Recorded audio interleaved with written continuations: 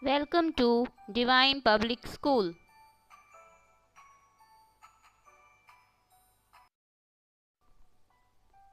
Myself Shailendri Pandey going to discuss topic nutrition in animals of class 7th.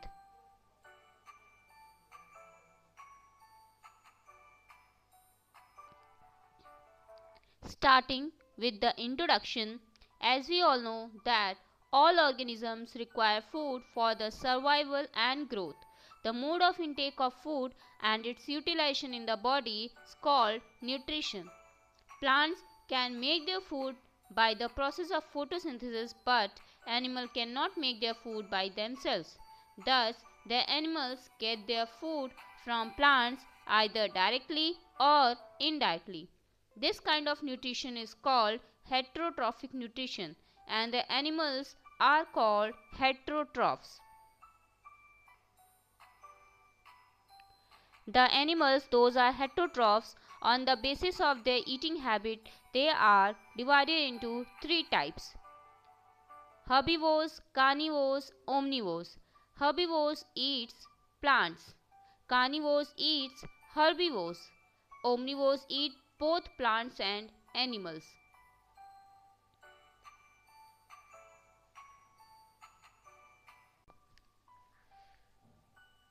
Holozoic nutrition. It comprises of two words. Holo means whole and zoic means of animals. It is a type of nutrition that involves ingestion of liquid or solid organic material. Thus, the kind of nutrition where food is taken into the body as a liquid or solid and then further broken down is called holozoic nutrition.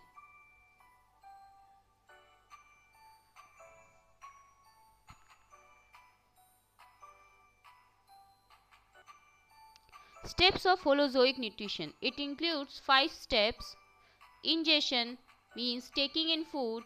Digestion means breakdown of complex food substances into smaller soluble food substances. Absorption. Digested food is absorbed into body cells. Assimilation. Absorbed food is used to provide energy or form new cells. Egestion. Removal of undigested food. Nutrition in amoeba. Let's talk about amoeba. Amoeba is an unicellular animal. It feeds on microscopic plants and animals present in water. It moves by extending its body into finger-like projections called pseudopodia. Mode of nutrition is holozoic, means it involves all the 5 steps, that is ingestion, digestion, absorption, assimilation and egestion. Feeding and digestion in amoeba. Amoeba is a single-celled organism found in pond water. The cell has a cell membrane, cytoplasm and a nucleus. The cytoplasm has many bubble-like vacuoles. The cell has finger-like projections called pseudopodia or false feet, which helps it to move and capture food. Various steps of nutrition in amoeba. The mode of nutrition in amoeba is holozoic. Thus, it involves all the 5 processes, that is ingestion, digestion, absorption, assimilation and egestion. When amoeba comes near food particle, pseudopodia is produced around the food particle. The food particle is trapped in a food vacuole, and in the food vacuole the food is digested by digestive enzymes and gets absorbed. After that, the undigested waste is then sent out by the vacuole. Let's discuss about nutrition in humans. As human is a multicellular organism, but it also shows holozoic mode of nutrition. Thus, it also follows the 5 steps, that is ingestion, digestion, absorption, assimilation and egestion. Humans take in food through the mouth, digest it and utilize it. Now let us know about how digestion in humans take place. The food passes through a continuous canal which begins at the buccal cavity and ends at the anus. These canals together form the alimentary canal, also known as digestive tract. The canal can be divided into various compartments: the buccal cavity, food pipe, stomach, small intestine, large intestine, rectum, and anus. The food components gradually gets digested as food travels through the various compartments. The inner walls of the stomach and the small intestine and the various glands associated with the canal, such as salivary glands, the liver, and the pancreas, secrete digestive juices. The digestive juices converts complex substances of food into simpler ones. Hence, the digestive tract and the associated glands together constitute the digestive system. Thus, human digestive system consists of the mouth, esophagus, stomach, small intestine, large intestine, rectum, and anus.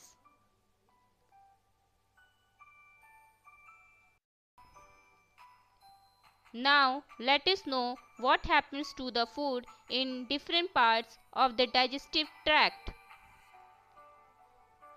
The mouth and the buccal cavity. The ingestion and digestion of food starts in mouth. The main function of the mouth is to chew the food. The process of chewing the food is also called as mastication. Food is taken into the body through the mouth. This process is called ingestion. In the mouth, the food is broken down into smaller pieces by the teeth. The mouth has salivary glands which secrete saliva. The saliva breaks down starch into sugars. The tongue helps to mix the food with saliva and swallow the food. Thus, the process of digestion begins in the mouth by digesting starch into sugars. Teeth. There are 4 types of teeth. Incisor, it helps in biting and cutting the food. Canines, it helps in piercing and tearing the food.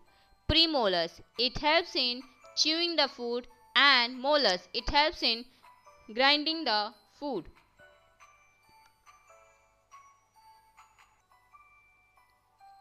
Tongue. The tongue is a sense organ that helps us to taste food. The tongue has taste buds to detect different tastes of food.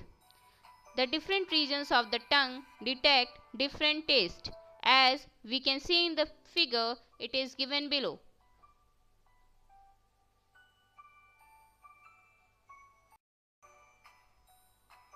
The food pipe, also known as esophagus.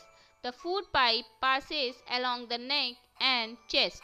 The swallowed food is pushed down by the movement of walls of the pipe into the stomach. This movement is called peristalsis movement.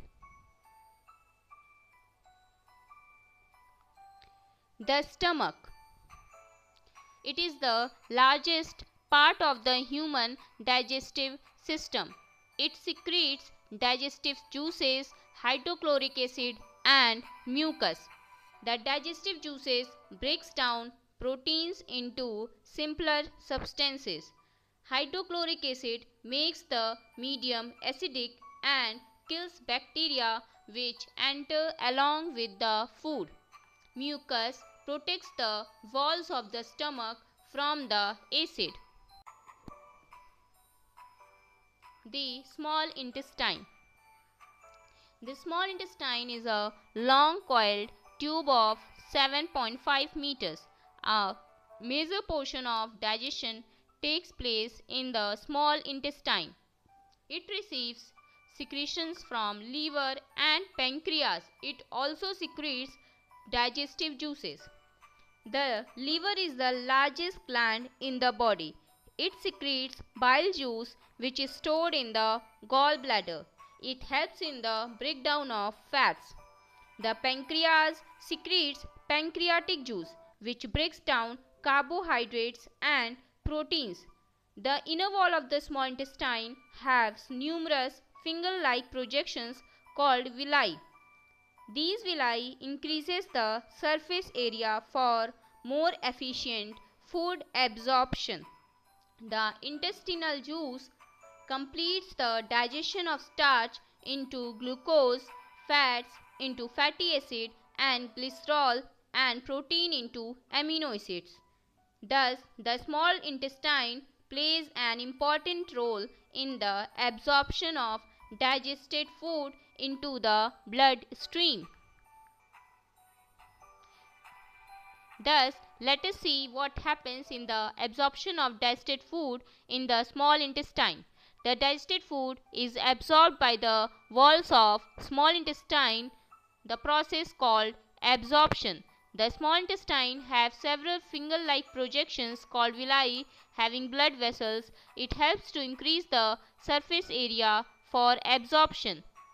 The absorbed materials are carried by the blood to the different parts of the body and used by the body. This is called assimilation.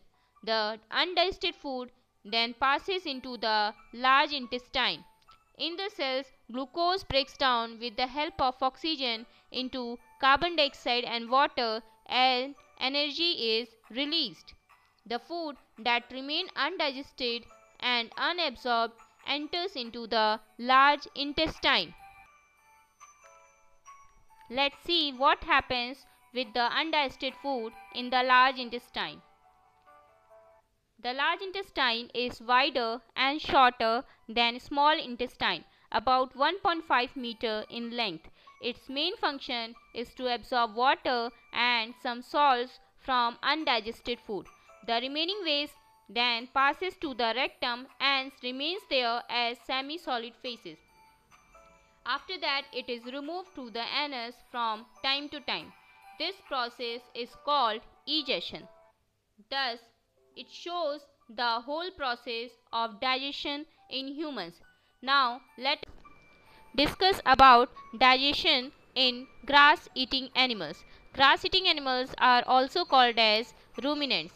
Cellulose is the major component of the food eaten by grass-eating animals like cows and buffaloes. The ruminant stomach is divided into four chambers, that is, rumen, reticulum, omasum, and abomasum. They digest their food in two steps. Steps of digestion in ruminants. First of all, the half-chewed food is swallowed and then goes from mouth to the rumen. It also inhabits cellulose digesting bacteria. As rumen is full, the food is taken into the second chamber called reticulum. Digestive juices present partially digest the food called cud. While resting, they brought back the cud into the mouth for regurgitation and then passes to omasum. Then the food moves into the abomasum for digestion. The digested food then enters the small intestine where further digestion takes place. The liver and the pancreas secretes juices in intestine. The digested nutrients are absorbed here and water is absorbed in large intestine, and the undigested food is eliminated through the rectum and anus. Here is an activity for you all. To observe the types and numbers of teeth. Look into a mirror, use the index finger and feel the teeth. Count the number of incisors, canines, premolars and molars. Record your observations in the table below.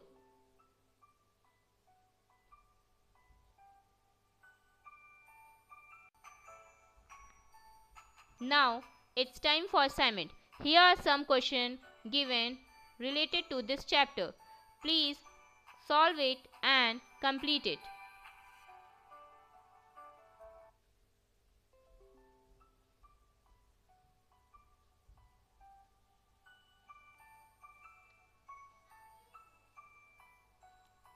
Thank you. Stay healthy and